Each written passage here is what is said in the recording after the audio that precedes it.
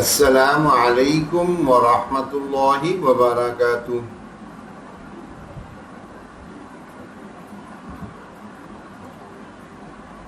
بسم اللہ الرحمن الرحیم۔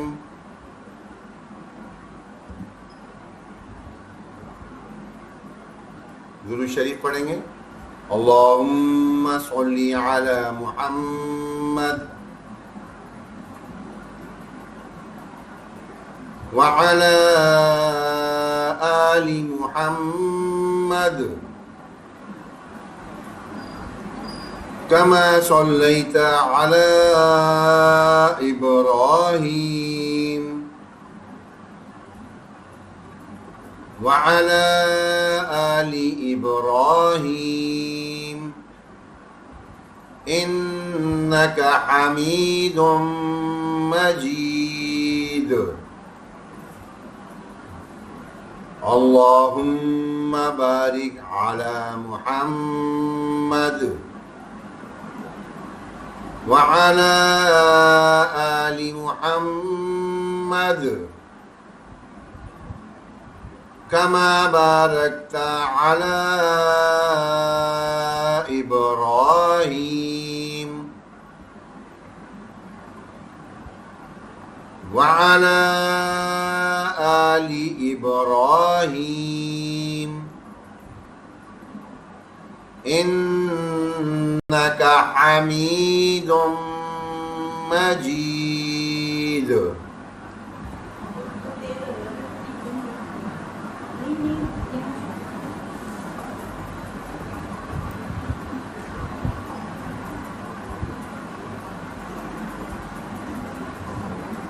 دعا پڑھ لیں گے۔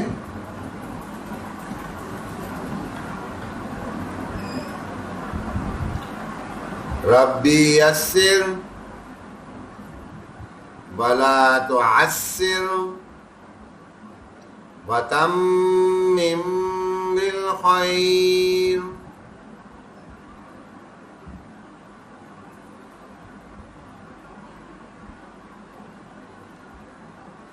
آج ہماری کلاس ہے 13ویں کلاس ہے، 13th اس کا بھی پارٹ اے۔ اچھا، یہ ہماری طویل ترین موضوع ہے جو ہمارا تجوید ہے، فن تجوید۔ فن تجوید کا سب سے طویل موضوع اگر ہیں تو دو ہیں، ایک مدات اور ایک غنے، مدات اور غنے۔ اچھا، یہ دونوں چیزیں ایسی ہیں کہ جسے یہ کرنے آ گئے، جسے یہ سمجھ میں آ گئے، تو آپ یقین کریں یہ دو چیزیں ایسی ہیں جن کی وجہ سے قرآن سننے اور پڑھنے دونوں کا لطف بڑھتا ہی چلا جاتا ہے، بڑھتا ہی چلا جاتا ہے۔ جس کی تلاوت میں مد ہوگا، جس کی تلاوت میں غنے ہوں گے، اس کی تلاوت سننے میں ہی مسحور کن ہو جائے گی، بہت ہمارے کانوں کو اچھی لگنے لگے گی، خود بخود۔ یہ اس کا حسن ہے۔ اور یہ والی چیز اصل میں تمام جس کو کہتے ہیں نا علوم، وہ نکلنے کا مرکز قرآن ہے۔ تو اسی طرح اس سے بھی بہت سارے فنون نکلے ہیں، ان کی تفصیل میں ہم نہیں جا رہے، لیکن مد یہ ایک طرح کا آدمی کو سرور دلانے کا ذریعہ بنتا ہے، اور دوسرا غنے، یہ بھی انسان کی طبیعت میں ایک سرور پیدا کرتا ہے۔ تو یہ دو چیزیں ہمیں بہت اچھے سے سیکھنی ہوں گی، اور اسی لیے اس کو ہم نے بہت مفصل انداز میں بیان کیا ہے۔ اس کی کلاسز جو ہیں وہ الگ الگ کر دی ہیں، یعنی یہ مدات کی ابھی پہلی کلاس ہے، کئی ساری ہوں گی اس موضوع پہ، پہلی کلاس ہے ابھی۔ اس پہلی کلاس میں ہم اس میں سے چیزیں سیکھنی شروع کریں گے۔ ہمارے پاس جو مد کا تھوڑا سا، اچھا اس موضوع پہ بھی آتے ہیں تو وہاں انشاءاللہ دیکھیں گے۔ باقی جو ہے ٹائپس اور کنڈیشنز دیکھیں گے۔ مسنون نماز ہماری چل رہی ہے، اب ہم اتحیات سے آگے درود شریف پہ پہنچ گئے ہیں، اور ہماری صورتیں چل رہی ہیں، نماز کے فرائض ہم نے کر لیے، انشاءاللہ غسل کی آج شروع کریں گے۔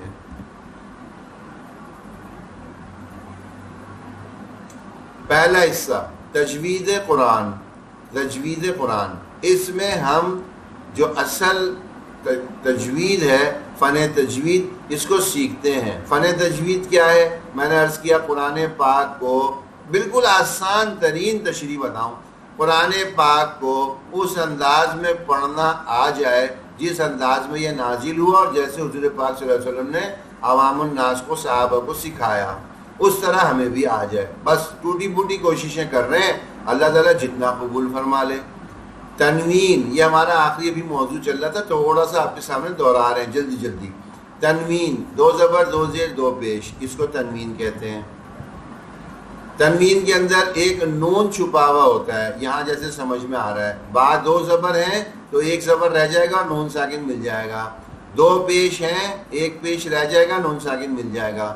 2 زیر ہیں, 1 زیر رہ جائے گا, نون ساکن مل جائے گا. اس نون کو نون تنوین کہتے ہیں, یعنی تنوین میں چھپا ہوا نون. تنوین میں چھپا ہوا ہے, ہڈن ہے, ہڈن ہے. ہمیں جب بھی سوچیں گے پڑھیں گے تنوین کو تو ہمیشہ ہمیں پتہ چل جائے گا کہ یہ اس میں نون ایک چھپا ہوا ہے, نون ساکن. نون قطنی اسی نون ساکن سے بنتا ہے. نون قطنی اسی نون تنوین کو جب زیر دے کر اگلے حرف میں ملا دیتے ہیں تو اس کو نون قطنی کہتے ہیں. زیر دے کر اگلے حرف میں کیا ہمیشہ ملا دیتے ہیں؟ ہمیشہ ملا دیتے ہیں؟ نہیں, زیر دے کر ہمیشہ نہیں ملاتے. زیر دے کے ہمیشہ ملائیں تو پھر تو تنوین کبھی رہے ہی نہ. تنوین رہتا ہے ایک خاص صورت میں, خاص صورت میں. وہ خاص صورت کیا ہے؟ وہ یہ آ گئی. تنوین کی کوئی بھی صورت ہو, اگر یعنی یہاں سے کنڈیشن شروع ہو رہی ہے, یہ اسپیشل کنڈیشن ہے, خاص حالت ہے. اگر اس کے بعد حمزۃ الوصل آ جائے, یعنی ایسا حمزہ آ جائے جو درمیان سے ہٹ جائے گا, تو نون تنوین کو زیر دے کر اگلے لفظ سے ملا دیتے ہیں. اس طرح نون قطنی بن جاتا ہے. جیسے مثال دے دی تھی آپ کو, سمجھ میں آ گئی ہوگی. یہ لفظ تھا لمزتن, یعنی زیر تنوین تھے, آگے حمزہ آ رہا تھا, اور حمزہ ایسا آ رہا تھا کہ اس کے بعد والے حرف پہ یا تو ساکن آئے گا یا تشدید. اگر حمزہ کے بعد ساکن یا تشدید آ رہا ہے تو لامحالہ ہمیں خود بخود اس میں کیا کرنا ہوگا؟ اس میں ہمیں یہ جمع کر دیں گے, بیچ سے حمزہ ہٹائیں گے, اور جو تنوین زیر والی ہے اس کا ایک زیر رہنے دیں گے, اور نون پہ زیر دیتے ہوئے ملا دیں گے. یہ ایک آسان سا قاعدہ ہے. یہی زبر میں کریں گے, یہی پیش میں کریں گے. ہر حمزۃ الوصل یا نون قطنی کے لیے یہ شرط یاد رکھیں, ایک تو تنوین ہونا چاہیے, اس کے فوراً بعد ایسا حمزہ آنا چاہیے جس حمزہ کے بعد والے حرف پہ یا تو تشدید آ رہا ہو یا تو ساکن آ رہا ہو, یا تو تشدید آ رہا ہو یا تو ساکن آ رہا ہو, پھر یہ ہوگا. اچھا, یہ والے کام کیونکہ قرآن پاک میں بڑے بڑے قرآن نے ہماری سہولت کے لیے کر دیے, تو ہمیں تقریباً یوں سمجھیں 100% یہ نون بنے ہوئے چھوٹے چھوٹے نظر آ جائیں گے. جہاں یہ بن رہے ہیں انہوں نے ہمیں بنا کے دے دیے تاکہ ہم آسانی سے اسے نون زیر کے ساتھ پڑھتے ہوئے چلے جائیں. لیکن 2-3 مقام ایسے ہیں جن مقام پہ یہ ہم خود سے بناتے ہیں. اب وہ 2-3 مقام کون سے ہیں انشاءاللہ ابھی آپ کے سامنے رکھتے ہیں. اس میں ایک بات یہ بھی ہے کہ یہ نون قطنی بھی پڑھنے کا طریقہ الگ الگ ہے. یعنی اگر جب رواں میں پڑھ رہے ہوں گے, کنٹینیوس پڑھ رہے ہیں, ہمارا کوئی بریک نہیں آ رہا, سٹاپیج نہیں ہے, اگر ہم کنٹینیو پڑھ رہے ہیں تو یہ نون قطنی پڑھا جاتا ہے. نہیں پڑھ رہے تو یہ جیسے ہی ہم اسے وقف کریں گے یہ گول والی تا گول والی ہا میں بدل جائے گی, اور تنوین ساکن ہو جائے گا, اور یہ اس کے بعد جو حمزہ تھا یہ دوبارہ زندہ ہو جائے گا. یہ حمزہ دوبارہ زندہ ہو جائے گا, اور اس کو زندہ کر کے الذی کر کے پڑھیں گے. یہ لیکن رکنے کی صورت میں, اور اگر کنٹینیوس پڑھ رہے ہیں پھر یہ نون قطنی پڑھا جائے گا. خلاصہ کیا ہوا؟ نون قطنی زیر ہمیشہ کنٹینیوس ہو تو پڑھتے ہیں, وقف کر دے تو نہیں پڑھتے. اب جیسے ہم سورہ ہمزہ پڑھتے ہیں, وَيْلٌ لِكُلِّ هُمَزَةٍ الَّذِي جَمَعَ مَالًا وَعَدَّدَهُ. اب ہم نے نہیں پڑھا, الذی کر کے شروع کرا, لیکن اگر ہم رواں کر کے پڑھتے وَيْلٌ لِكُلِّ هُمَزَةٍ الَّذِي هُمَزَةٍ الَّذِي, وہاں پہ پھر ہم پڑھتے ہیں. وہ آپ قرآن میں کھول کے سورہ ہمزہ میں دیکھ لیجئے گا. اچھا, یہ آپ کے سامنے ہم نے رکھا تھا کہ بہت اچھی سی یہ مشق ہے, اس کا چارٹ سا بنا دیا آپ کی سہولت کے لیے. اس میں آپ تلاش کریے موٹے پڑھنے والے حرف کتنے ہیں ان ساروں میں.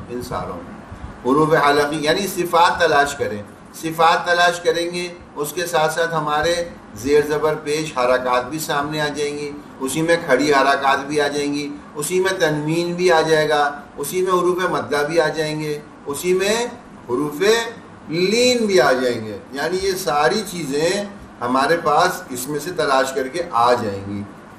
آپ لوگ یہ اس کے اوپر کام کریے، دیکھ لیجئے، اگر یہ مل جاتے ہیں بہت اچھی بات ہے. کل انشاءاللہ ہم آپ کو بتا بھی دیں گے کہ اس میں کتنے ہیں. جو ہمیں ملے ہو سکتا ہے وہ اتنے ہوں، ہو سکتا ہے اس سے زیادہ ہوں. اگر زیادہ ہوں تو ہمیں بتائیے گا، اگر کم ہو تو اتنے تو ہیں جتنے ہم نے تلاش کر دیے.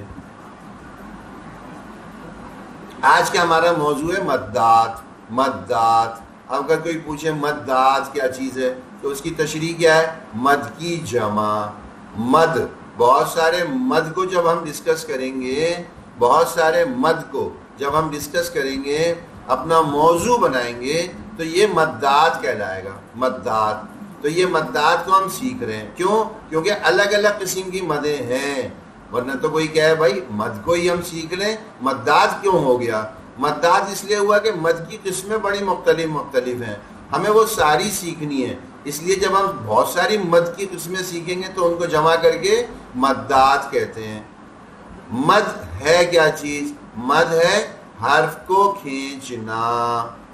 مد کیا چیز ہے؟ کوئی سوال کبھی آ جائے آپ کے کسی جائزے میں، ٹیسٹ میں، کسی اور جگہ، یا ویسے ہی کوئی پوچھ لے مد کسے کہتے ہیں، تو تشریح اس کی کیا ہے؟ حرف کو کھینچنا، حرف کو پرولونگ کر دینا، لمبا کر دینا، اس کو کھینچ دینا، یہ مد کی تشریح ہے. کیا ہر حرف پر مد بن سکتی ہے؟ یعنی ہر حرف کو کھینچنا ہوتا ہے، ہر حرف کو کھینچ سکتے؟ کیا ہر حرف پر مد بن سکتی ہے؟ سوال ہے. ہمارے 29 حرف ہیں، کیا 29 کے 29 حرف پہ مد بن سکتی ہے؟ یہ سوال ہے. تو اس کا جواب کیا ہے؟ اس کا جواب ہے نہیں، ہر حرف پر مد نہیں بن سکتی. یہ بات تو ایک واضح ہو گئی، کلیئر ہو گئی کہ جی 29 حرف سارے کے سارے مد نہیں بنیں گے، سارے کے سارے نہیں بن سکتے. پھر کون سے بنیں گے؟ کون سے؟ صرف 3 حرف کی مدد سے مد بنتی ہے. 3 حرف، یہ جو ہم نے ابھی پچھلے دنوں سیکھا تھا، 3 حرف جن کی مدد سے مد بنتی ہے، انہیں کہتے بھی ہیں حروف مدہ. حروف مدہ، اوی حروف مدہ، جو حروف مدہ ہیں. یعنی مد کے لیے حروف مدہ کا ہونا ایک لازمی شرط ہے. کبھی پوچھ لیا جائے بھائی حروف مدہ کیا اہمیت رکھتے ہیں، تو ہم جواب میں کیا کہیں گے؟ مد بنانے میں ہمارے مددگار ہوتے ہیں، یا لازمی جز ہیں. یا کوئی یوں پوچھ لے کہ بھائی مد بننے میں لازمی جز کیا ہے، کمپلسری، یا اس کو یوں کہہ لے مسٹ. یہ ایک ایسی شرط ہے جو لازمی ہے، لازمی. اس شرط کے بغیر کبھی مد نہیں بنی ہوئی ہوگی. ہم تو سمجھتے ہیں نہیں بھائی، قرآن میں ہم نے تو ہر جگہ دیکھا ہے، ہر لفظ پہ تقریباً مد بنی ہوئی. یہ والے نشان ہمیں بنے ہوئے نظر آ رہے ہوتے ہیں، یہ نشان. اور یہاں یہ بات بتائی جا رہی ہے کہ نہیں، صرف ان 3 پہ بنتے ہیں. اور یہ 3 بھی اس حالت میں نہیں کہ الف کبھی بھی آ جائے، واو کبھی بھی آ جائے، یا کبھی بھی آ جائے. نہیں، یہ تو سمجھنے کے لیے ہے. اصل میں کیا تھا؟ اصل میں تو اس کی تفصیل ہے. وہ تفصیل ہم نے سیکھی تھی. الف سے پہلے زبر آ جائے، واو ساکن سے پہلے پیش آ جائے، یا ساکن سے پہلے زیر آ جائے، یہ حروف مدہ ہیں.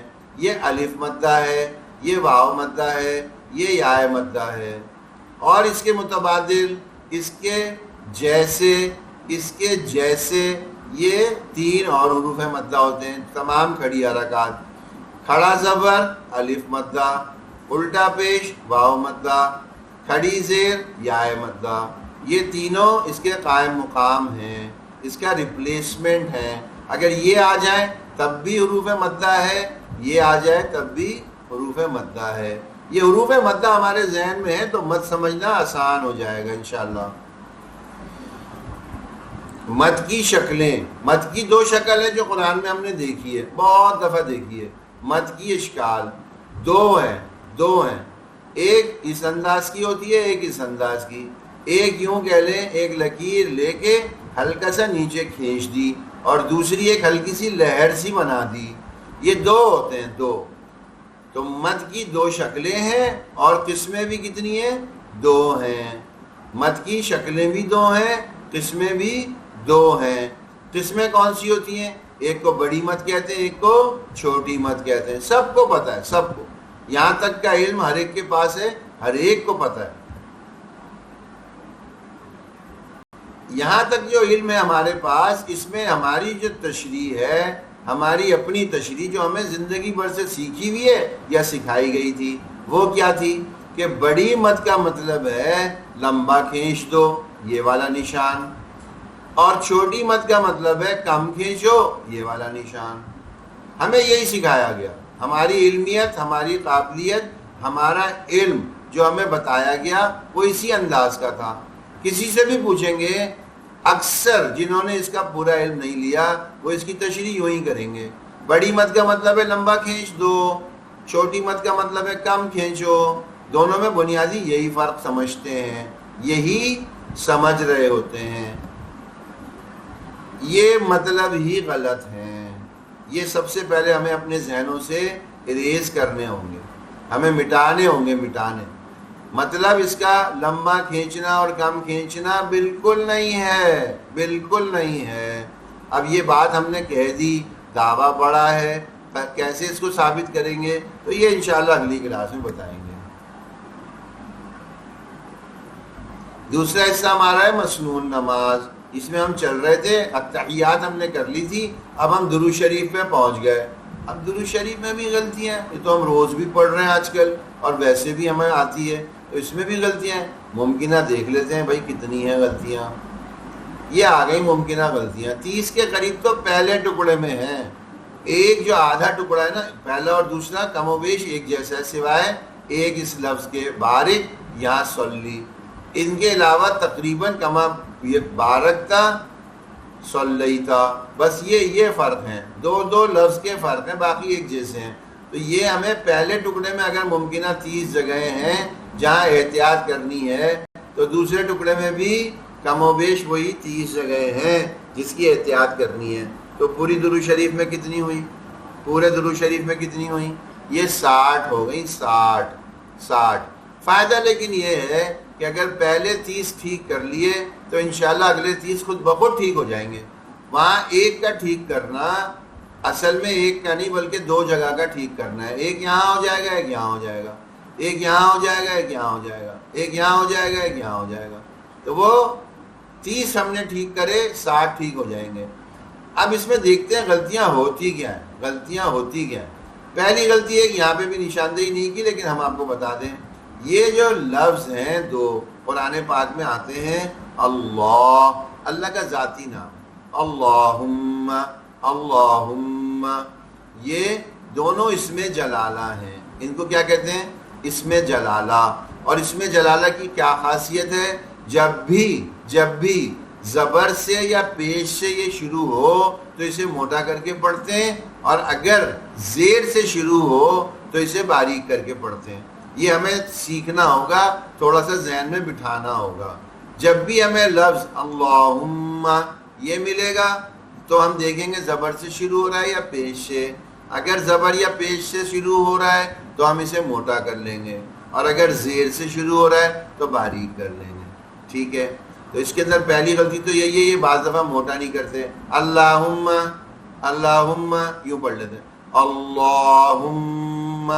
اب دوسری یہ میم پہ تشدید ہے، یہ غنہ کرتا ہے ہمیشہ، غننے کا سبق پڑھیں گے تو اور آ جائے گا، تو یہ دوسری۔ پھر یہاں یہ بڑی غلطی ہے، بہت بڑی غلطی ہے، صلی، ہم میں سے ہر ایک پڑھتے ہیں اللہم صلی علی، اللہم صلی علی، اور ہے کیا اللہم صلی علی، صلی صلی صلی۔ اب کوئی پوچھے گا بھائی ہم نے زندگی بھر صلی پڑھا ہے، آف کر کے آن کر لیجیے۔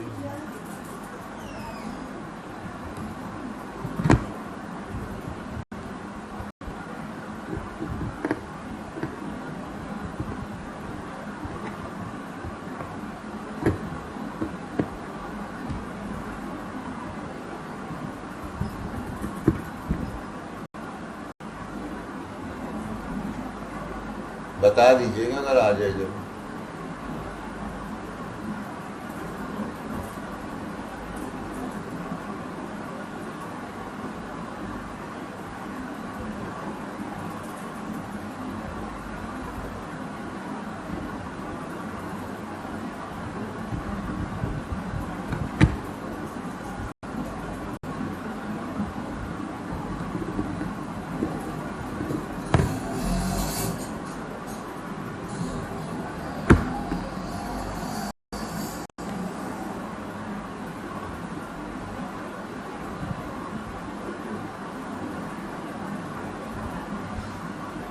چلیے،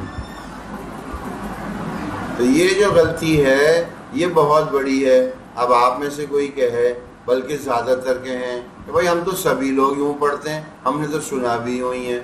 اصل میں ہم پڑھتے بھی یوں غلط ہیں اور ہم نے سنا بھی یوں غلط ہے کہ جو ہمیں بتانے والے ہیں انہوں نے اپنی اصلاح خود بھی نہیں کی. تو اس کی اصلاح کیسے ہوگی؟ دیکھیں دو طریقے ہیں. پہلا طریقہ جن کے پاس سے یہ آیا ہے یعنی عربی زبان جن کے پاس سے آئی ہے ان کا دیکھ لیں، عربوں کا سن لیں، عربوں کا درود شریف کبھی بھی سن لیں، وہ ہمیشہ صلی پڑھتے ہیں. پہلی تو یہ تصدیق ہے. دوسری تصدیق یہ کہ ہماری تختی ہے، زیر زبر پیش کی ہم نے پڑھی، لام زبر لا، لام زیر لی، لام پیش لو، لا لی لو، لا لی لو. اب اس میں سوچنے کی بات ہے، لا لی پڑھ رہا ہوں میں یا لے پڑھ رہا ہوں؟ لا لے یہ تختی ہے یا لا لی یہ تختی ہے؟ خود ہی سے سوچ لیں. ہمارا جواب کیا ہوگا؟ لام زیر لی، لا لی لو. تو جب لی ہے تو یہاں بھی لے بنے گا، لی. تو اس لیے یہ اس کو ٹھیک کریں گے. یہ تقریباً 80-90 یا 95% کا غلط ہی ہوتا ہے. ہمارا تو اب تک کا جو تجربہ ہے اس میں ہمیں سبھی کا غلط ملا. اللہ ماشاء اللہ کوئی ایک یا دو ایسے ملے ہیں آج تک ہمیں جن کے یہ ٹھیک تھے، ورنہ سبھی کے غلط ہوتے ہیں. اس کو ٹھیک کر لیں گے، کوئی مشکل بات نہیں ہے. پھر اللہ اب ہم اللہ پڑھنے کے عادی ہیں. ہم کس کے پڑھنے کے عادی ہیں؟ اللہ. ہمیں عین نکالنا آتا ہی نہیں ہے ابھی. اور ہے کیسے؟ اعلی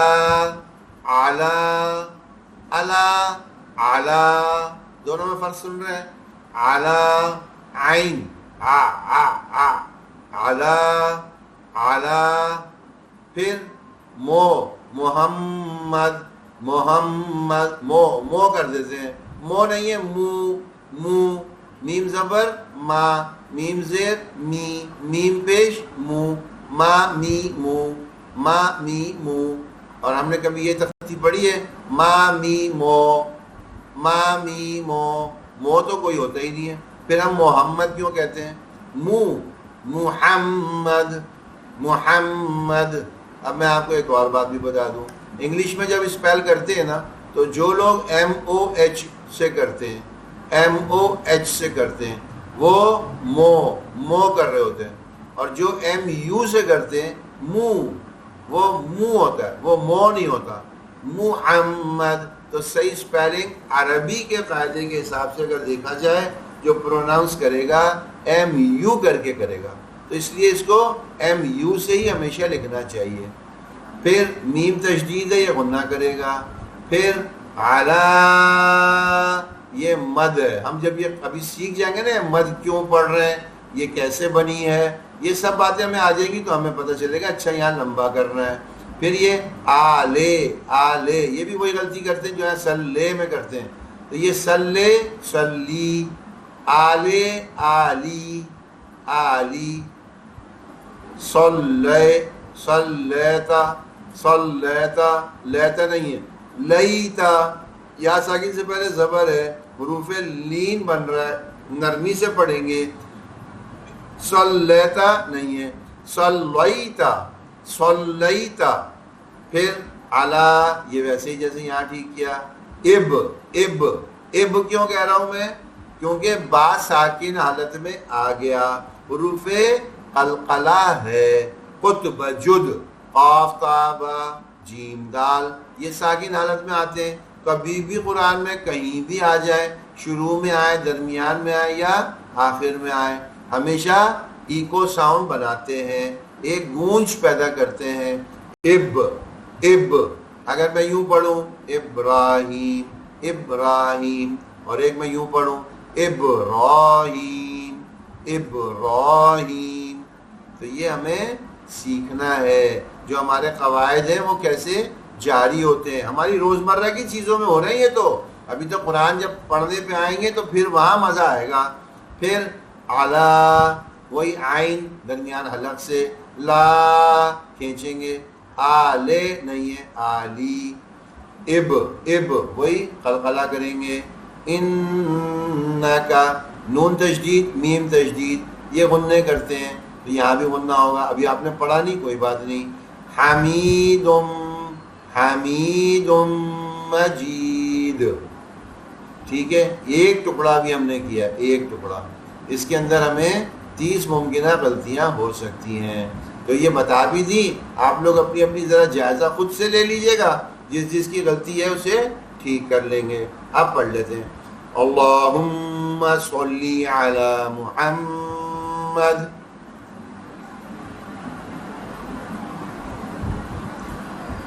وعلی آل محمد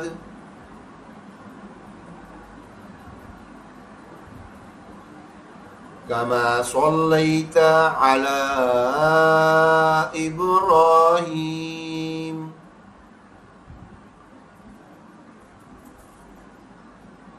وعلى آل إبراهيم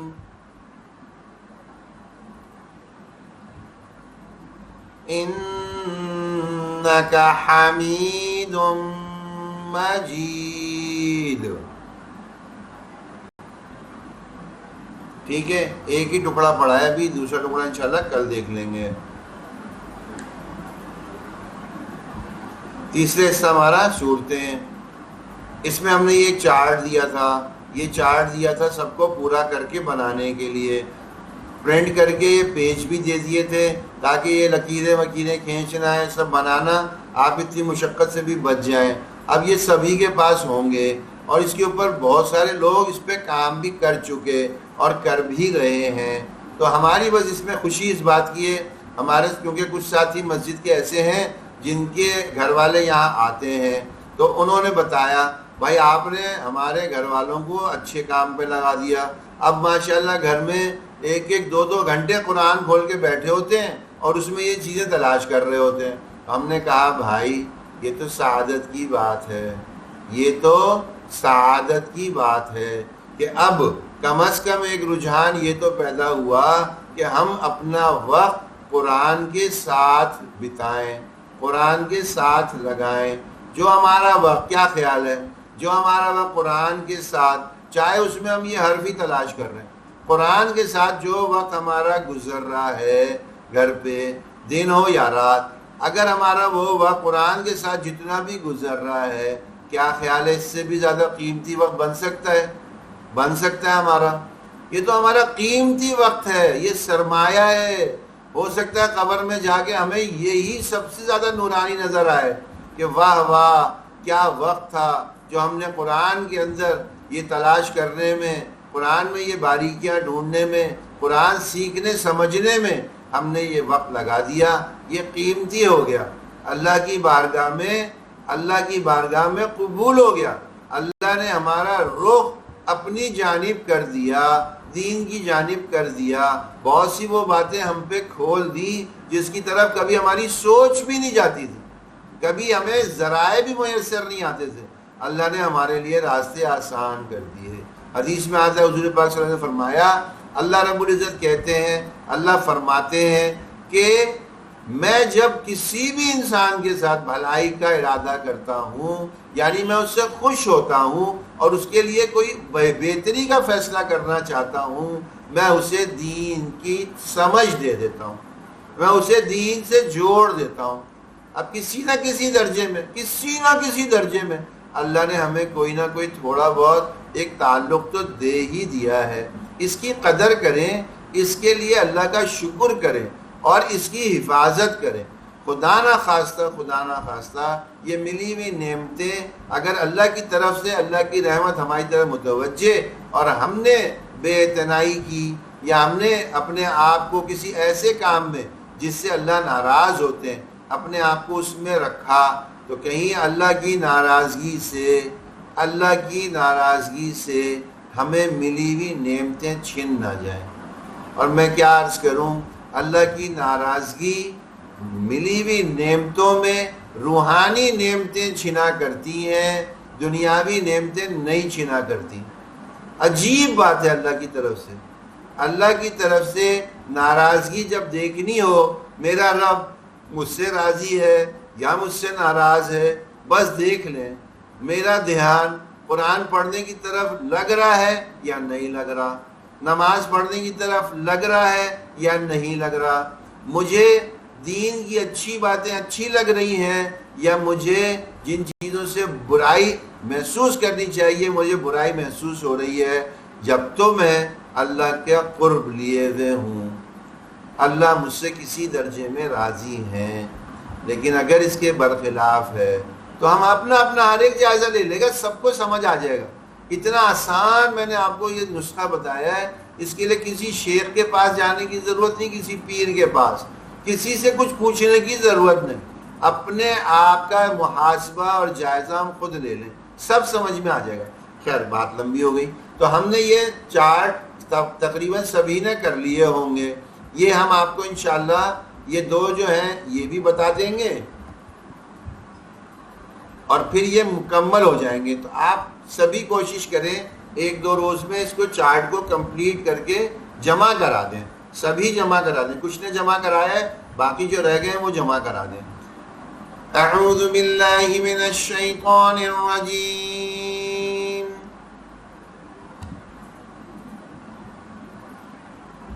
بسم اللہ الرحمن الرحیم۔ آج کی ہماری سورہ ہے سورہ ماعون۔ اب اس میں پہلے غلطیاں تھوڑی سی دیکھ لیتے ہیں۔ ارائیتل نہیں ہے،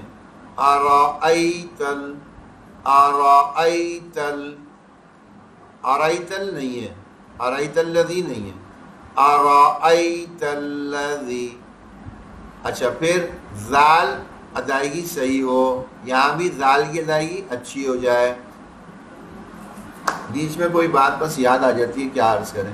ہمارے پاس صبح مردوں کی کلاس میں ایک ڈاکٹر صاحب آنا شروع ہوئے، وہ حیدرآباد کے سول ہاسپٹل کے ڈینٹسٹری کے انچارج تھے، تو وہ اب ریٹائر ہوئے، اب اللہ نے انہیں قبول کیا ہے اور انہیں دین کی طرف کھینچا ہے۔ وہ ماشاءاللہ یہاں آنا شروع ہوئے ہیں اور انہوں نے سیکھنا شروع کیا ہے، انہیں ہم نے اپنی ابتدائی کلاسیں بھی بھیجی ہیں۔ ہماری جتنا بھی ہمارا وقت گزرا ہے اس کے ساتھ سیکھنے سکھانے کے، پہلے شخص جنہوں نے یہ کہا، میں نے ان سے کہا جی ڈاکٹر صاحب آپ کو آئندہ کی کلاسیں بھیج دوں؟ کہنے لگے ابھی نہ بھیجیے گا، ابھی نہ بھیجیے۔ کیوں؟ جب تک میں یہ ذال اور ثا اور ضا ان 3 حرف کی، اس کے بعد عین ہا ان 5 حرف کی، شروع کی کلاسوں میں ہم نے بتایا تھا یہ 5 حرف ہیں جو اردو سے بہت مختلف ہیں۔ انہوں نے کہا جب تک میں ان پہ ماہر نہیں ہوں گا میں اگلی کلاسیں لوں گا ہی نہیں آپ سے۔ یہ ہے وہ ترتیب جس سے انسان سیکھتا ہے، حضرت عمر رضی اللہ تعالیٰ عنہ والی ترتیب ہے۔ حضرت عمر رضی اللہ تعالیٰ عنہ نے سورہ بقرہ 28 سپارے کی ہے، سورہ بقرہ وہ یاد کرنے میں 7.5 سال لگا دیے تھے۔ کتنے؟ 7.5 سال میں سورہ بقرہ ان کی ختم ہوئی تھی۔ وجہ یہ تھی کہ سورہ بقرہ میں جو بھی آیت وہ یاد کرتے تھے اس کے معنی مفہوم جب تک ان پہ واضح اور عمل میں نہ آ جاتے جب تک آگے نہیں بڑھتے تھے۔ ہماری ترتیب بھی کیا ایسی ہے، ہم تو بس معلومات کا خزانہ ہیں، ہم تو بس چیزیں جمع کرنے کے شوقین ہیں۔ بھائی 15 کلاسیں ایک ساتھ ہی بھیج دیجئے، بس انشاءاللہ جیسے ہم کوئی اور چیز دیکھ لیتے ہیں جلدی جلدی جلدی جلدی کر کے، ایسے یہ بھی دیکھ لیں گے۔ ترتیب نہیں ہے یہ۔ ترتیب کیا ہے؟ ہمیں ان چیزوں پہ مہارت حاصل کر لینی چاہیے۔ آپ میں سے ہی بعض لوگ ہیں، یقین کریں، ان کی جب نوٹ بک چیک کرتے ہیں یا نظر پڑتی ہے، دل سے دعائیں نکلتی ہیں، دل خوش ہو جاتا ہے۔ کوئی تو ایسے بھی ہیں جو واقعی اس کو ایک اللہ کا کلام سمجھتے ہوئے اس پہ وقت لگا رہے ہیں، محنت کر رہے ہیں۔ تو ہم بھی کرنے والے بن جائیں۔ یہ زال کی آواز ہماری ٹھیک ہو جائے، پھر یہ بو نہ ہو جائے بو ہو جائے، پھر یہ لے نہ ہو جائے لی ہو جائے، پھر یہ یدو دو نہ ہو جائے دو ہو جائے، پھر عین کی آواز اچھی ہو جائے، پھر تو ہو جائے تا نہ ہو جائے۔ علی طعام المسکین، یہ نہیں ہونا چاہیے، علی طعام المسکین۔ پھر فویل نہیں ہے، لین ہے، فویل۔ پھر الذین، اب یہ بھی ایک فن ہے، یہ بھی انشاءاللہ ہم آگے کی کلاسوں میں سیکھیں گے کہ یہ الف ہے، اس پہ تو نہ زیر ہے نہ زبر ہے نہ پیش ہے۔ اسے الذین پڑھیں، الذین پڑھیں یا الذین پڑھیں، بھائی ہمیں کیا پتا؟ تو یہ ہمیں پتہ چلے گا قاعدے ایک رول سے۔ پھر یہ صلاتہم ساہون، ہم کیسے پڑھ لیتے ہیں؟ صلاتہم ساہون، یہ بھی سین، تو کیا دونوں جگہ سین لکھا ہوا ہے؟ نہیں، یہاں سواد ہے، صلاتہم ساہون، فرق پیدا کرنا ہے۔ یہ سواد ہے تو یہ سواد ہی رہے، یہ سین ہے یہ سین ہے۔ یراؤن، لمبا کریں گے مد آ گئی۔ وَيَمْنَعُونَ ہم کیسے پڑھتے ہیں؟ سنیے گا، وَيَمْنَعُونَ الْمَاعُونَ، وَيَمْنَعُونَ الْمَاعُونَ، عین تو غائب ہو گئے، ہے کیسے؟ وَيَمْنَعُونَ الْمَاعُونَ، وَيَمْنَعُونَ الْمَاعُونَ، یہ ہمیں ٹھیک کرنے ہیں، یہ ہمیں ٹھیک ہو جائیں گے۔ آپ یقین کریں خود بخود چیزیں سنبھلنی شروع ہو جائیں گی۔ مخارج سب سے مرکزی چیزیں ہیں۔ اب پڑھ لیتے ہیں۔ بسم اللہ الرحمن الرحیم۔ أَرَأَيْتَ الَّذِي يُكَذِّبُ بِالدِّينِ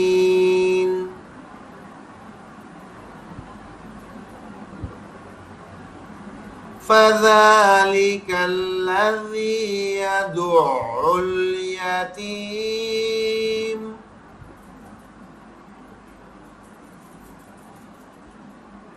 وَلَا يَحُضُّ عَلَى طَعَامِ الْمِسْكِينِ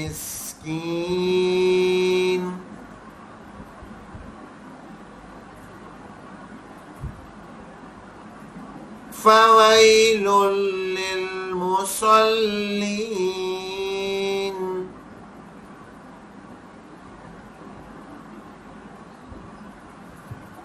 الَّذِينَ هُمْ عَن صَلَاتِهِمْ سَاهُونَ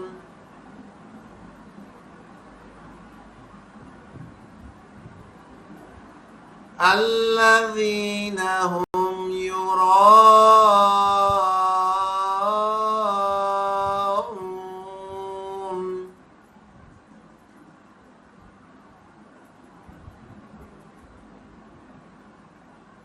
وَيَمْنَعُونَ الْمَاعُونَ۔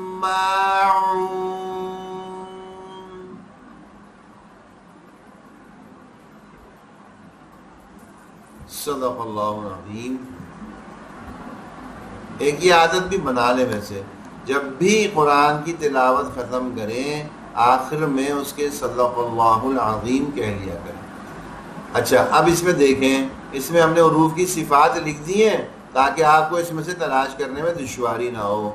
موٹے پڑھنے والے موٹے پڑھ لیں، حلقی حلق سے ادا کر لیں، نرمی والے نرمی سے، سیٹی والے سیٹی کی طرح، اور قلقلہ قلقلہ کی طرح، ٹھیک ہے؟ چوتھا حصہ مسائل کا. نماز کے فرائض ہم نے پڑھ لیے تھے، سیکھ لیے تھے، امید ہے سب کو یاد ہو گئے ہوں گے.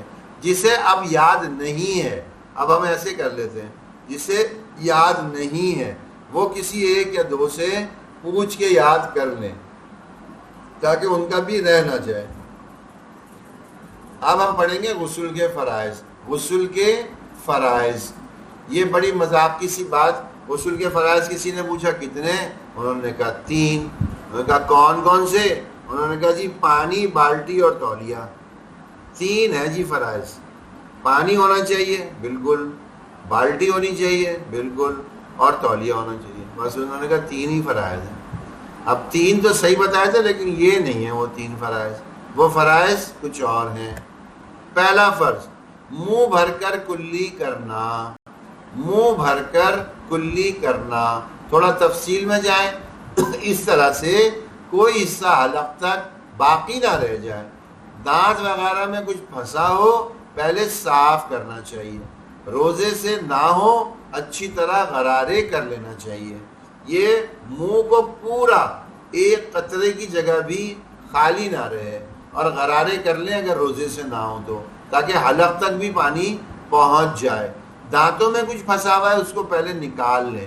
اگر اس جگہ میں وہ دانتوں میں کچھ پھنسا رہ گیا، ہم نے غسل کیا اور بعد میں وہ چیز نکل گئی، وہ چیز چھالیاں تھی، پھنسی ہوئی تھی، اس جگہ خشک رہ گیا، بعد میں وہ نکل گئی. جب وہ نکلی تو وہ جگہ جو اس جگہ پہ تھی وہ گیلی نہ ہو سکی، تر نہ ہو سکی، تو غسل ہی نہ ہوا. اب غسل ہی نہ ہوا تو کسی کا پھر وضو ہوگا، اور جس کا غسل بھی نہیں وضو بھی نہیں اس کی نماز ہوگی. بس یہ ہم خود ہی سوچ لیں کتنا اہم ہے یہ پہلو. منہ بھر کر کلی کرنا. دوسرا فرض ناک میں پانی ڈالنا.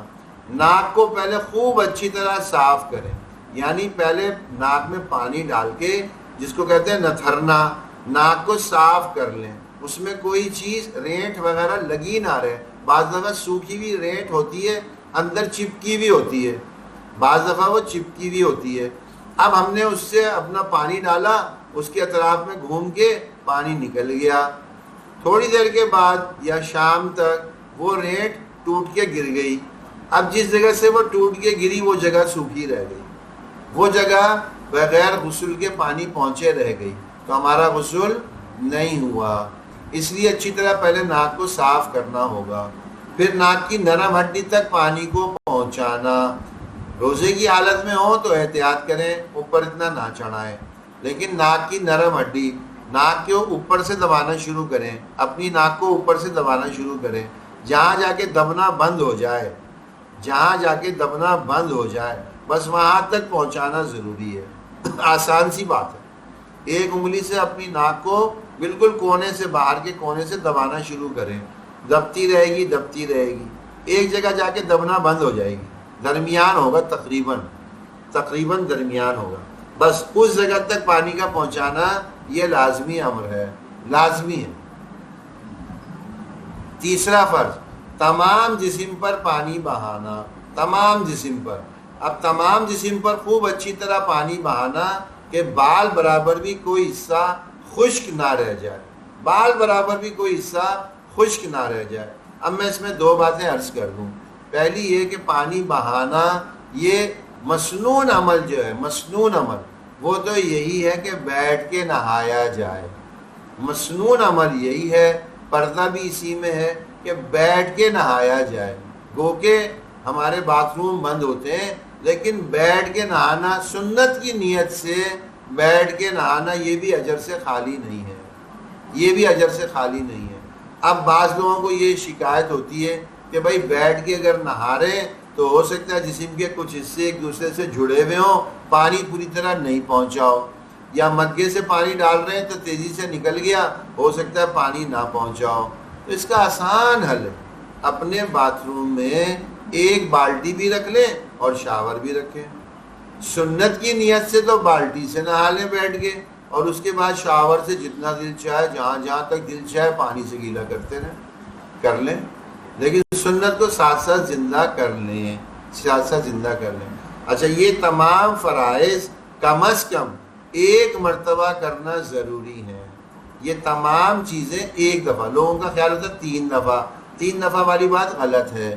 ایک دفعہ بھی اگر یہ تینوں چیزیں ہو گئیں، منہ بھر کر کلی بھی کر لی، کہیں خشک نہ رہا، ناک میں پانی بھی ڈال دیا، کہیں خشک نہ رہا، اور تمام جسم پر ایک دفعہ پانی بہا دیا، بال برابر بھی خشک کہیں نہ رہا، تو اس صورت میں غسل ہو جائے گا، ہم پاکی حاصل کر لیں گے. اب میں آپ کے سامنے 2 گزارشات اور رکھ دوں. یہ ایسے مسائل ہیں جو ہمیں اپنے گھر میں اپنے بچے بچیوں کو بہت ضروری سکھانے چاہیے. میں کسی صاحب کو جانتا ہوں، آپ لوگوں کے سامنے بھی نام لوں تو آپ بھی پہچان جائیں گے، لیکن میں نام نہیں لوں گا.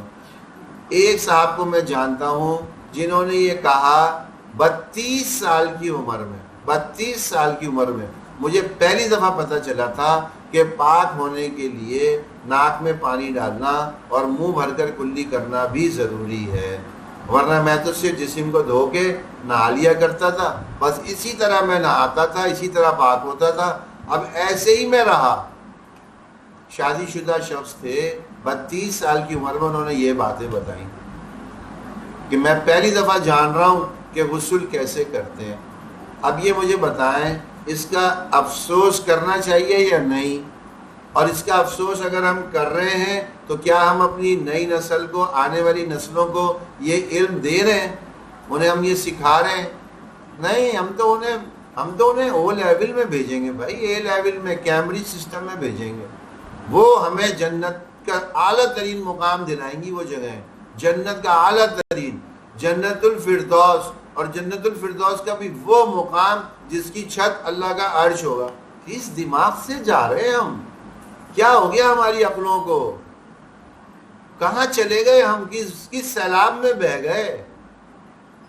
میں بار بار عرض کرتا ہوں، اس تعلیم کو اور اس شعبوں کو جتنا قریب سے اور جتنا اعلیٰ ترین درجے کا میں نے دیکھا ہے قریب سے، کم ہی لوگ ہوں گے جس کو اللہ نے یہ صلاحیت دی ہو، جنہوں نے ان چیزوں کو اتنا قریب سے اتنا اعلیٰ درجے تک دیکھا ہو.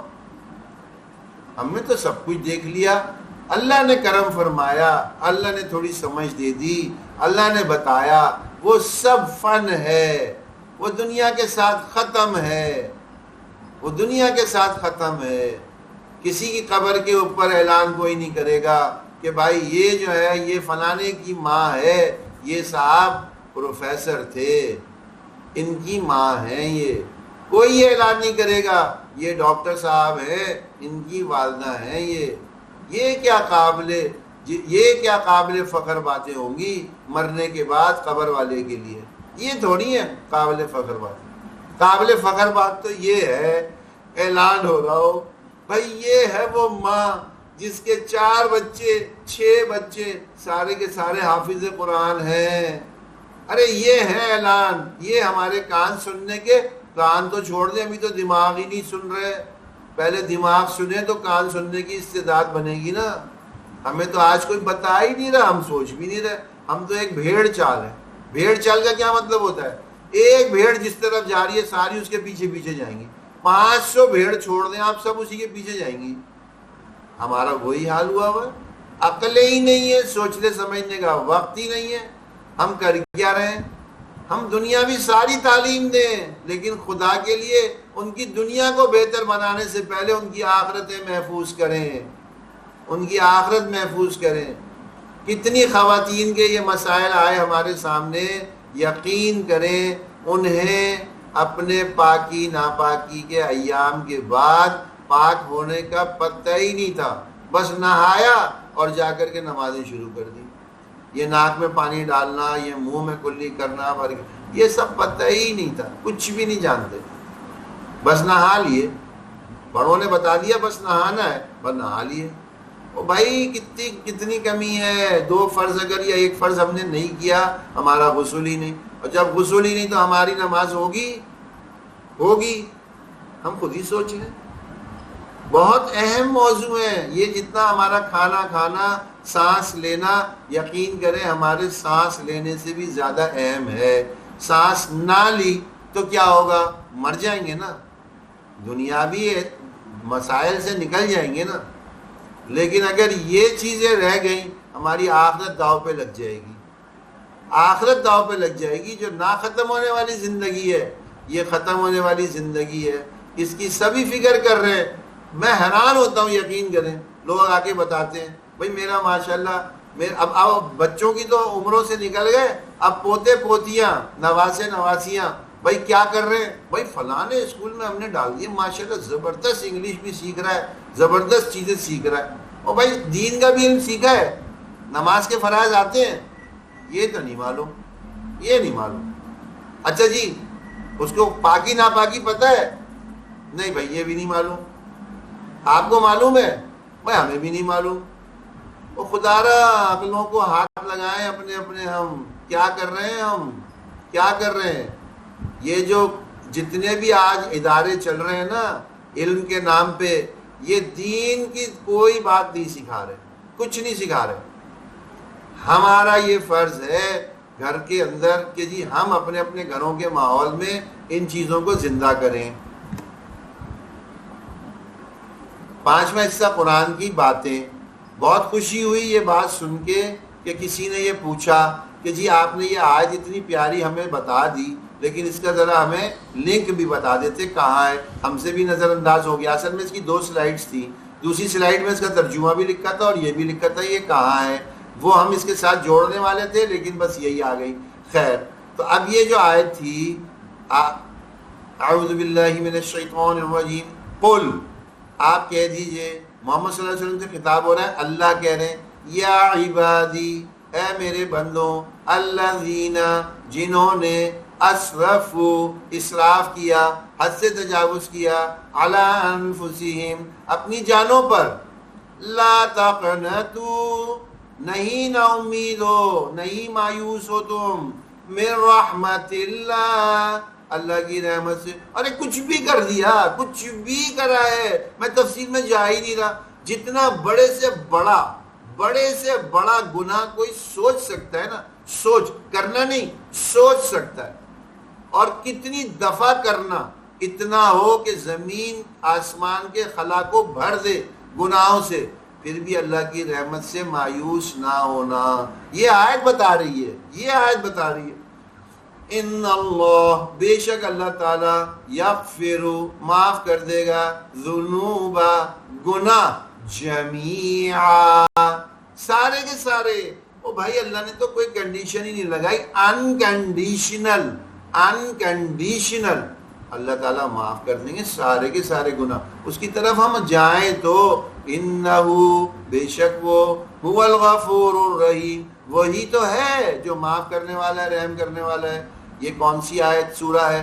سورہ زمر 39، سورہ نمبر ہے 39، آیت نمبر ہے 53، سورہ نمبر ہے 39، آیت نمبر ہے 53۔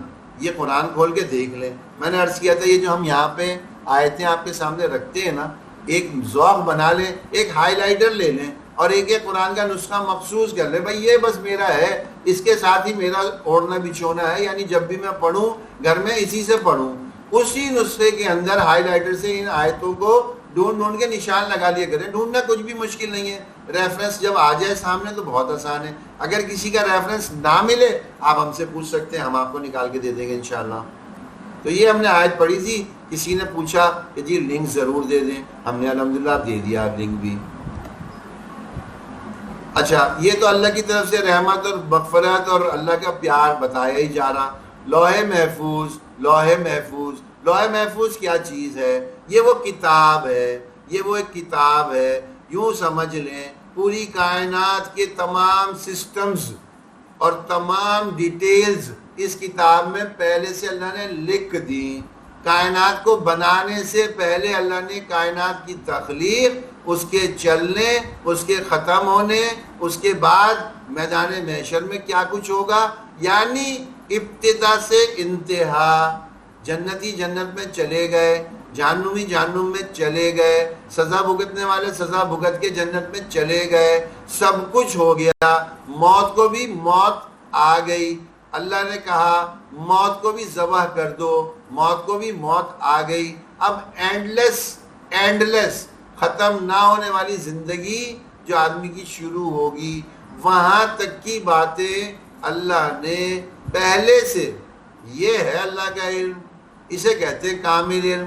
یہ چیزیں ابھی ہوئی نہیں ہیں، ابھی یہ چیزیں ہوئی نہیں ہیں، اللہ جانتے ہیں یوں ہوں گی، اللہ جانتے ہیں پہلے سے، چیزوں کو پہلے سے جانتے ہیں. تو یہ اللہ جانتے تھے، سب کچھ لوح محفوظ میں لکھ دیا. اور لکھنے میں کیا کیا؟ حضرت ابو ہریرہ رضی اللہ عنہ سے روایت ہے، حضور صلی اللہ علیہ وسلم نے ارشاد فرمایا جب اللہ سبحانہ تعالیٰ نے مخلوقات کو پیدا فرمایا، لوح محفوظ میں یہ لکھ دیا میری رحمت میرے غصے پر غالب ہے. اللہ کو غصہ بھی بہت ہے، اللہ کو کیوں نہ ہو اتنی مہربانی، اتنی عطاء، اتنے انعامات، اتنے اکرام، اتنا خیال رکھنے کے بعد بھی نافرمانی کوئی کرے، پھر غصہ بھی نہ آئے. لیکن میری رحمت میرے غصے پر غالب ہے. یہ تحریر اللہ سبحانہ و تعالیٰ کے پاس عرش پر موجود ہے. صحیح مسلم کی حدیث کا حوالہ بھی لکھا ہوا ہے، صحیح مسلم کی حدیث ہے. اسی طرح کی صحیح بخاری میں بھی ایک حدیث آ گئی. نبی کریم صلی اللہ علیہ وسلم نے فرمایا جب اللہ تعالیٰ مخلوق کو پیدا کر چکا، اپنی کتاب لوح محفوظ میں جو اس کے پاس عرش پر موجود ہے، اس نے لکھا، کیا لکھا؟ میری رحمت میرے غصے پر غالب ہے. صحیح بخاری میں آ گیا. ہم نے اپنے رب کو ہی نہیں پہچانا، جانا ہی نہیں ہمارا اللہ کون ہے، جانا ہی نہیں. روز کے یہ چند کام ہیں، بار بار آپ کے سامنے رکھیں. انشاءاللہ کسی دن تھوڑا وقت ہوگا تو اس کو ایک دفعہ پھر تفصیل سے بیان کر دیں گے. اس کا اہتمام کرنا شروع کر دیں. ایک چھوٹا سا موضوع، سکون ہمیں کیوں نہیں ہے، تو یہ انشاءاللہ تعالی اس کو جلدی سے دیکھ لیتے ہیں. سکون کیوں نہیں ہے؟ دیکھیں ہماری شخصیت ہے یہ دو چیزوں سے بنی ہے، ایک جسم سے، ایک روح سے. ایک ہمارا جسم ہے، ایک روح ہے. جسم جن چیزوں سے، جن اجزاء سے، جن پارٹس، جن چیزوں سے بنا ہے، اس کی غذا بھی وہی چیزیں ہیں. روح جس چیز سے بنی ہے اس کی غذا بھی وہی ہے. جسم میں کوئی کمی ہو جائے، جسم کو اس کی غذا نہ ملے تو جسم پریشان ہو جاتا ہے. روح کو اس کی غذا نہ ملے، روح بھی پریشان ہو جائے گی. جسم بنا ہوا ہے ہوا، مٹی، آگ، پانی سے. تو اس کی غذا کہاں سے آتی ہے؟ وہ بھی ہوا، مٹی، آگ، پانی کا ہی کوئی نہ کوئی اثر ہوتا ہے. جتنی بھی چیزیں دنیا میں ہم کھا پی رہے ہیں، جو ہمیں آسائش کی مل رہی ہیں، کپڑا کہاں سے آ رہا ہے؟ پیچھے دیکھیں گے جوتے کہاں سے آ رہے ہیں ہماری اور جتنی دنیا جہاں کی چیزیں ہماری استعمال کی ہیں، یہ سب کہاں سے آ رہی ہیں؟ اگر اس کو پیچھے اوریجن دیکھیں گے نا جا کے، تو اس کا اوریجن کہیں ہوا، مٹی، آگ، پانی سے جا کے مل جائے گا. ان چار چیزوں سے ہی ساری دنیا کی چیزیں مل رہی ہیں، ساری چیزیں ان چار سے ہی مل رہی ہیں. تو ہمارے جسم کو جب ضرورت ہوتی ہے، ان چیزوں سے بنی ہوئی چیزیں اس کی ضرورت پوری کرتی ہیں، جس سے سکون ہو جاتا ہے، جسم کو سکون ہو جاتا ہے. ہم جسمانی طور پہ بہت تھک گئے، ایک دن ہم نے کام کیا، بہت تھک گئے، اب ہمیں ایک آرام دہ گدا مل گیا، ہم لیٹ گئے، جسم کو سکون آ گیا، جسم کی تھکاوٹ دور ہو گئی. لیکن کیا روح کی تھکن بھی دور ہو جاتی ہے؟ نہیں ہوتی. بہت دفعہ ایسا ہوا ہے، اب 10 گھنٹے بہترین بستروں پہ لیٹے رہتے ہیں، سارے آرام کے، اور اے سی بھی چل رہے ہیں، سب کچھ ہو رہا ہے، لیکن سکون نہیں آ رہا. وجہ کیا ہے؟ اس لیے کہ جسم کو تو آرام مل گیا، روح کو نہیں ملا. آپ 10 گھنٹے جاگتے ہوئے لیٹے رہیے، اور آپ 5 منٹ کے لیے بیٹھے بھی سو جائیے، 5 منٹ میں آپ کو سکون مل جائے گا، 10 گھنٹے لیٹنے سے نہیں ملے گا. تو اس کا کیا مطلب ہوا؟ جسم کی ضرورتوں کے لیے جسم کی چیز چاہیے، روح کی ضرورت کے لیے روح کی چیز چاہیے. اب روح کس سے بنی ہے؟ روح کس چیز سے بنی ہے؟ امر ربی، اللہ کے حکم سے. روح کیا ہے؟ اللہ کا حکم ہے. اللہ نے حکم دیا، روح بن گئی. اب اس کی غذا کیا ہوگی؟ ظاہر ہے جو اللہ کے احکام ہیں، امر ربی، احکام ربی. یہ امر ربی تھا، روح بن گئی. احکام ربی، اللہ نے جو حکم دیے ہیں ہمیں، ہم پورے کریں گے تو ہماری روح کو غذا ملتی رہے گی. سبحان ربک رب العزت عما یصفون وسلام علی المرسلین والحمد للہ رب العالمین. اچھا جائیے گا نہیں، ابھی ہم جو ہے جائزے کی تھوڑی سی چیزیں آپ کے سامنے رکھیں گے جو آپ نے جائزہ دیا تھا. سبحان اللہ وبحمدہ، سبحانک اللہم وبحمدک، نشہد ان لا الہ الا انت، نستغفرک ونتوب الیک. السلام علیکم ورحمۃ اللہ وبرکاتہ. اب یہ ہمارا جائزہ تھا.